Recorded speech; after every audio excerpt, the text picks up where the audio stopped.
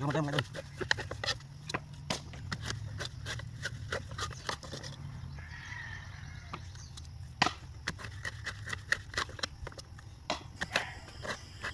Ito mga idol, nagtitikal ako ngayon. Pagkatapos naming tikalan mga idol, itataob naman namin ng ganito. Siyempre para madaling maluto. Pag medyo na hindi nakataob mga idol, susun-susun. Ang hirap lutuin mga idol. Ang tagal magatong. Simple lang naman yung pagtataob mga idol.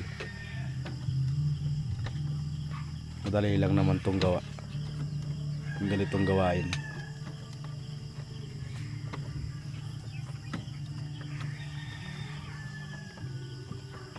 Sobrang init na mga idol ng araw. Naabutan na kami ng mainit na araw. Pagkatapos namin taob, siyempre igagatungan na namin. Pag naluto, pwede nang isulit. Magiging pera na mga idol.